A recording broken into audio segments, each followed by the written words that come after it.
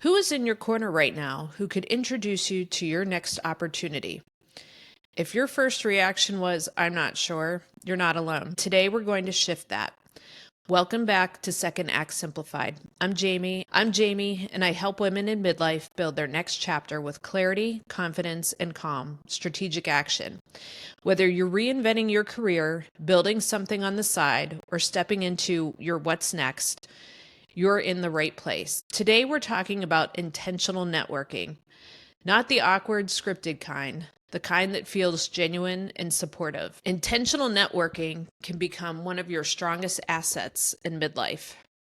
We know a lot in midlife, and so do our peers. It's a great time to take advantage of that.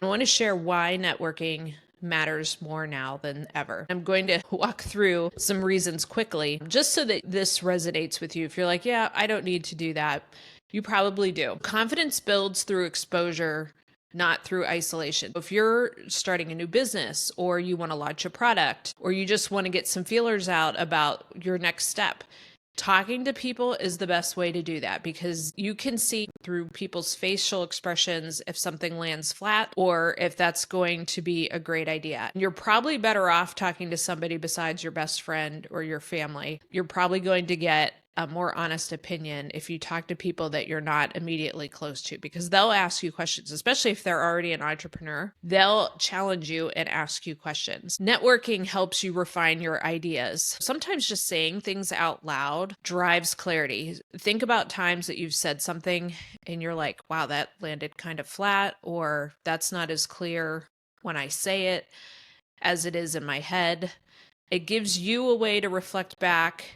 And it gives you the ability to say, hey, did you understand what I just shared with you? I've had a couple meetings where people have done that and they're like, I just explained my offer in 60 seconds, or here's my elevator pitch. What did you get out of that?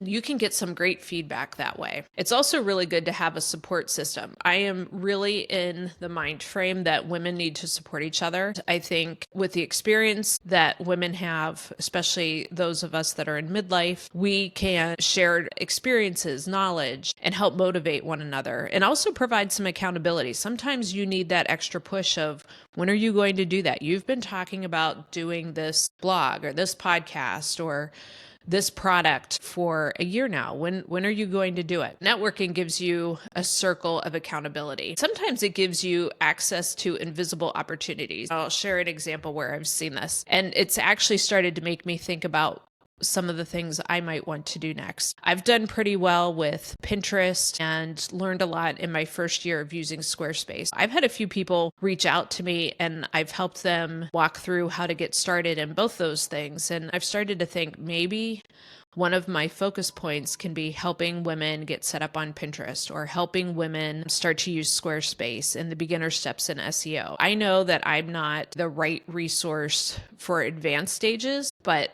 I could definitely help people get started if they don't know where to even go in Pinterest or Squarespace. I wouldn't know that if I hadn't been networking and starting to talk to people and had people reach out to me and say, can you spend some time with me to get set up to do some of these things? I think that's a possibility for me, and it's on my radar. I don't know that I'm going to do it right now, but it gave me some ideas. I can think back to the last year, and I'm doing things differently than I thought I would be doing a year ago. Some of that's based on networking. Some of that is just based on the statistics and analytics in my blog, but I'm doing things differently than I had set out to do. You need to have that mindset that what I think I'm going to do might change a little bit. Networking also keeps you current. You're going to be around other women who are building, learning, trying new things.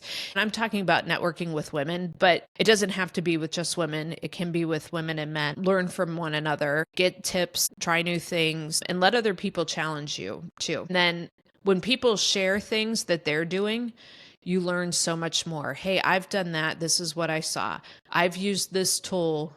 Oh, I didn't even know it was out there. Things like that. It reminds you that you're not starting from scratch. When you're reinventing yourself, you might feel like you're rebuilding, but when you're around other people that have started or are ambitious, you start to see your experience as an asset. It prevents you from trying to figure things out alone. That can be a trap. It will take longer if you work alone. I spent most of my time in the first year working alone for the most part. I wasn't making money in the side hustle. I wanted to learn. I needed to know how to do these things. I kind of plugged away and used the resources I had available, but I wasn't talking to anybody. When I started networking is when I think I've made more leaps and bounds. Community shortens that time frame of your launch period. You start to see yourself as somebody who belongs. When you have regular exposure to other groups, you start to go from, do I even deserve to be here? What do I offer this group? To, I'm bringing value to this room, or I'm bringing a different perspective. Even if you're new, you can give feedback on how things land, or does that resonate with you? You definitely will bring value to a group. You build your reputation just by showing up. Consistency earns trust with people. And then your name starts getting out there and you get mentioned in the right conversation, because I show up as much as I can I joined a group called We Meet Wednesdays. I'll have the link to that in the show notes. Please tell them Jamie sent you if you do end up joining. It's a great group. And it's for women who are entrepreneurs. Had I not joined this group, there are connections I would not have made. There are group bundles that I would not be a part of. I would definitely be missing out had I not joined We Meet Wednesdays. And networking gives you some perspective, not just people. Sometimes you need to hear another woman say, I've been here and here's what helped me get through that. I think some people avoid networking because they're like, well, it feels like self-promotion. It doesn't have to be self-promotion. Maybe it becomes that later on down the line. When I initially joined, I was looking to learn from other people, make connections. Honestly, the groups that I'm a part of, because at this point in time, my products are not directed at women that are already entrepreneurs. That's not my target audience. What I'm doing is building a network where people know me and can refer me. There are other options if you're like, I'm not ready to do that, or I don't have the money to do that. I joined Alignable. There is a free and a paid version, and I've already had people reach out locally that are other local business leaders. That has been good. There's a free version of Women in Alignment, and they do a weekly networking where you just get on a call, people share who they are, but then you discuss a topic. And then the one that probably surprised me the most is Ohio has a small business development center, and I would encourage you to check out to see what your state or wherever you live has available, but it's free resources. I have signed up to take courses or classes through the Ohio Small Business Development Center and have actually met people that way too. There are numerous resources available. You can attend Chamber of Commerce events. There are both events that are free. You don't have to be a member, and obviously the paid membership, and there are more perks to having the paid membership.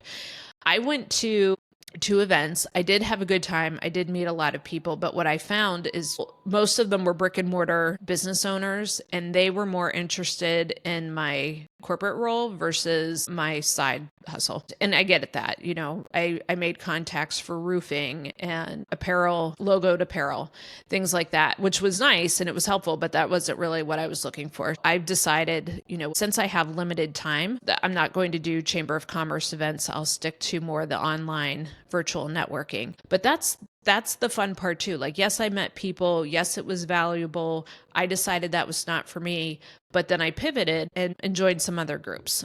If you do something, you're like, that's not the right fit for me. Try it once or twice. If it's not the right fit, fine.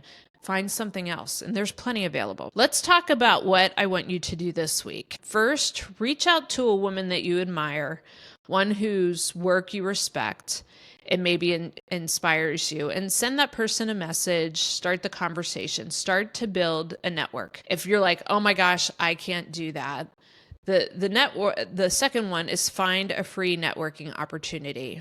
The other things I didn't mention, you can do a women's business meetup, a community group. The library has workshops. I mentioned small business development centers.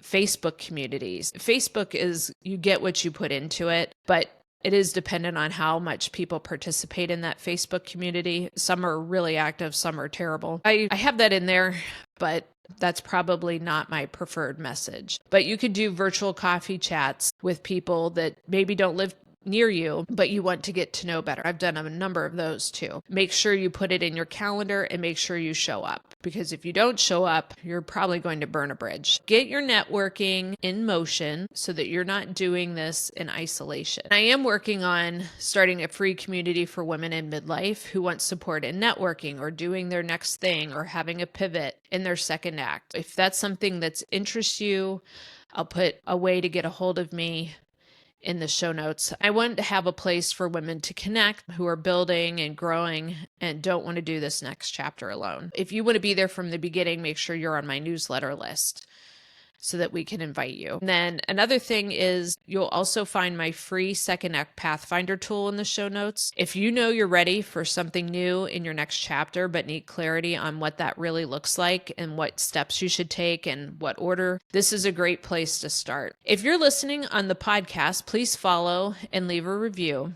If you're watching on YouTube, please like and subscribe. You don't want to miss what's coming. Thank you for spending this time with me. Go start a conversation this week and make an intentional connection, and have small steps can give you really steady momentum. You don't need a massive network. Having a couple people in your corner can make all the difference.